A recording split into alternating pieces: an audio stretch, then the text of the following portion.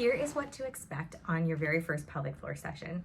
So the pelvic floor piece of the pelvic floor session often requires an internal evaluation of the pelvic floor muscles themselves.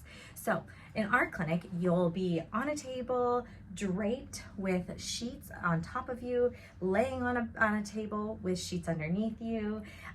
You can also have a chuck underneath you, which is just a nice little pad, if you prefer that, in case you're worried about leaking or bleeding on the table, if you are currently menstruating. Then we will use a glove finger and some lubricant to start evaluating the pelvic floor and perineal muscles. And this might feel, a lot of people get nervous about this, and there is really nothing to be nervous about. We all have this type of anatomy. These are just muscles, and although they're muscles that we don't usually get treated in, say, a massage setting or we work out at the gym, they're really important muscles to check out to see how we're functioning. So here's what it looks like to check out and test doing a pelvic floor examination. Okay, so we use slippery stuff as our lubricant.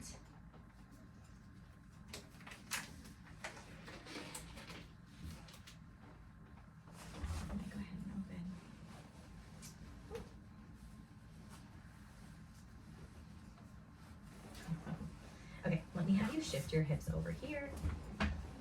Great. And then I want this leg fully relaxed here. Does that feel okay? Mm-hmm. Okay. Okay, first I just look at the tissue of the vulva. I look for normal coloration. Is it red? Is it pale? Is there good blood flow? Are there any scars I should be aware of? Then we spread the labia, insert a finger here. So here I'm in your first layer of muscles, and you're just gonna feel me right on the very superficial layer of muscles. And it's just a little pressure. Sometimes people might feel a little discomfort. That feels like burning. Let me know if you feel that. I don't want you to have a more than 5 to 6 out of 10 in pain or discomfort. So if you feel that, I'm gonna back my pressure off. And what I'm looking for is how well does the muscle move? Is the muscle very firm? Is it rock solid? Is there no movement? The more dynamic and movement that there is in the tissue, typically the more blood flow there is, and typically it's a little bit healthier of a muscle.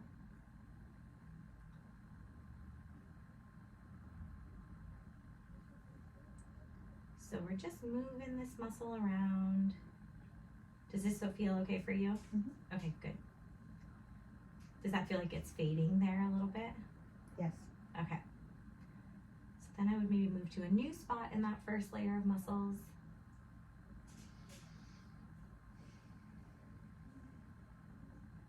Hold the tissue and let it relax.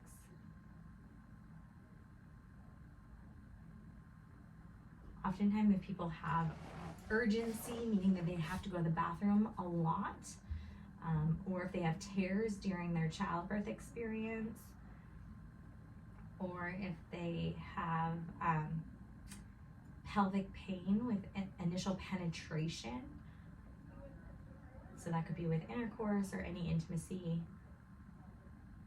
there's typically tension and tightness in the first layer of muscle. And so we'll spend a lot of time releasing those muscles. And when we release those muscles, it actually helps the pelvic floor be even stronger because it's returning more blood flow to those muscles, so the muscles are healthier, and then they have more range of motion. So if she was leaking urine, helping open up these muscles and get them more range of motion allows her to actually contract more and have better control of her bladder.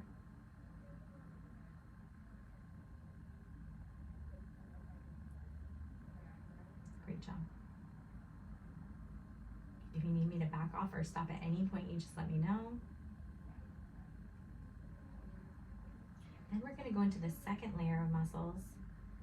The second layer of muscles is your deep transverse perineal muscle. It's the urethral sphincter, and it's some fascia.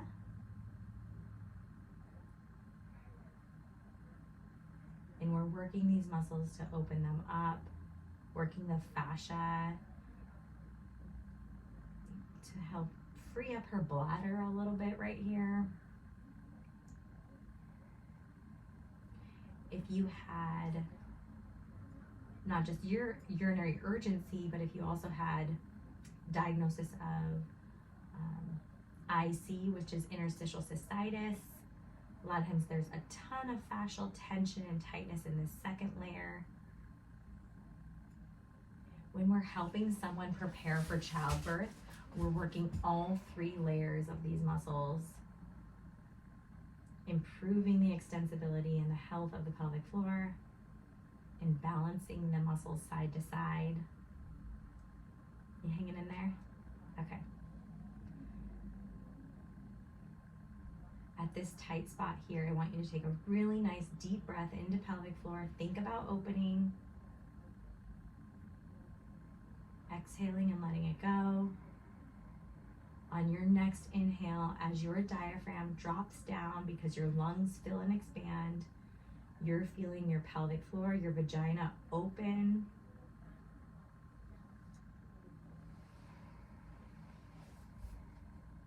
Perfect.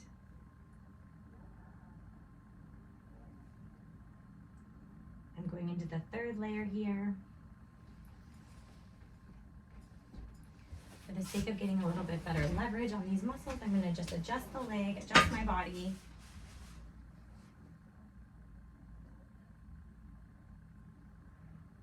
Right here, I'm on a muscle called the puborectalis. This muscle, when it's tight, can cause tailbone pain. It can make it difficult to fully empty your bowels.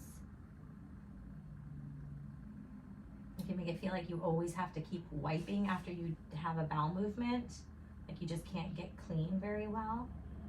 And a lot of times it's because this muscle has been so tight and contracted. So we want to help open up this muscle, give a little bit more range of motion to this muscle.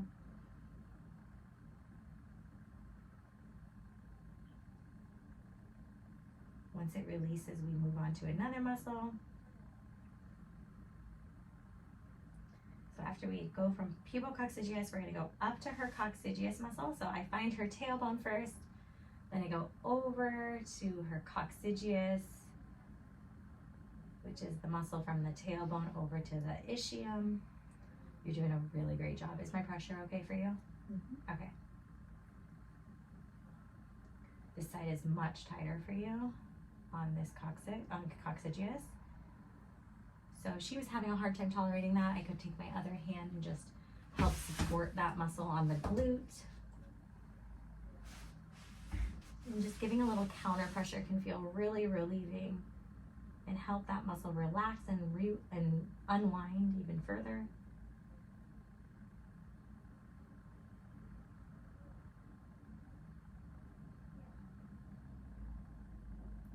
I'm doing super good. You hanging in there? Mm-hmm. Okay.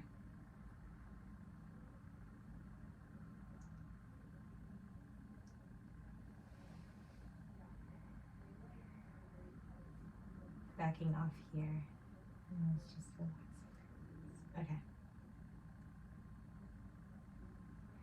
Good job relaxing your glutes. I want you to breathe right into this muscle. Think about opening, bringing all the oxygen, all the air down right here, where you feel my finger, into that tension right here. Good. Allowing the air to leave your body. Exhale, letting that recoil happen. You're doing really good.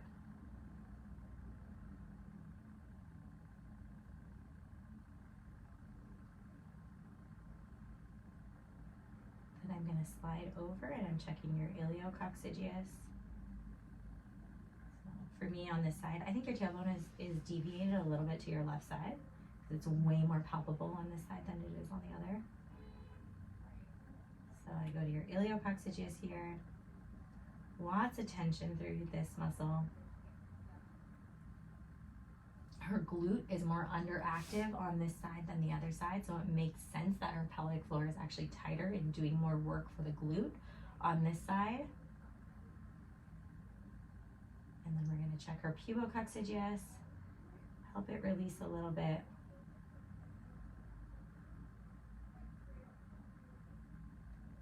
And she's doing a great job just breathing through it. As we release these muscles, get her more range of motion. The more range of motion we get, the more dynamic her pelvic floor is gonna be, so it's gonna become a better shock absorber, and therefore the stronger her core is gonna be. The core's responsibility is to unload the stresses from the joint. So the more range of motion you have of the pelvic floor, the more shock absorption you get, kind of like a slinky or a spring. And so when her foot hits the ground, her pelvic floor is going to be more adapt to be that shock absorber. So it's going to help take the pressure off the hips, the back, the knees, keeping her more pain-free, less likelihood of wearing her joints out as she gets older. Then we're going to come up to this hip muscle called your obturator internus muscle. This is a hip external rotator muscle. Does a little adduction too, I think. Is that true? I don't know. Yeah.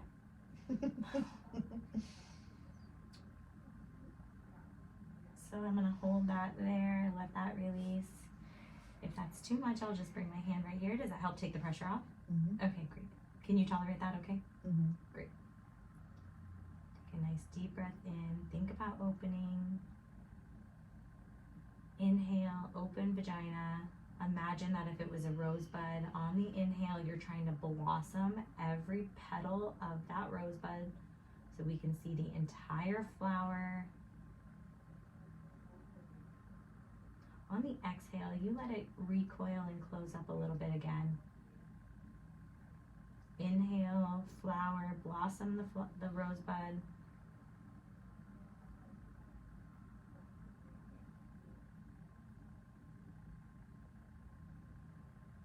Excellent. You're doing really, really good.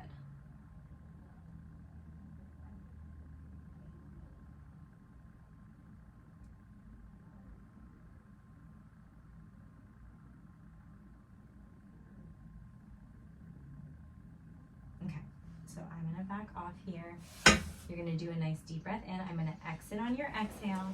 Now we'll check the strength of the pelvic floor, and let's check the position of the organs. So I'm gonna go ahead and open here. First, I'm just gonna have you squeeze like you're doing a Kegel, or like you're trying to hold in some gas. Good, and let it go. Good, and there's nice elevation there. Inserting here. All right. So now I'm gonna have you go ahead and squeeze my finger. Hold it, and I'm gonna keep holding it. Good, and go ahead and let it go. I want you to try and keep this pelvic floor completely relaxed. And now I want you to go ahead and contract your transverse abdominis muscle. So you're gonna go ahead and engage here. Let it go. I want you to pull more up and in right here. There you go, that's it, that's better, yeah. Okay, hold that. See if you can hold that TA, and I want you to try and open pelvic floor. Think about flaring your anus open or flaring the vagina open. And let it go. Yeah. So play with that a little bit, try to practice that, and just get that like a little bit more precise control in there. It'll allow you to drive more movement with your transverse abdominis. Okay, now I'm gonna look at position of pelvic organs. I want you to inhale and open. Good, and let it go. On this next inhale, I'm gonna ask you to inhale, and at the top of the inhale, I want you to bear down like you're trying to pass gas. And let it go. We're gonna do that 2 more times. Inhale and bear down. And let it go. Good. And go ahead and inhale and bear down. Okay. And let it go. Good.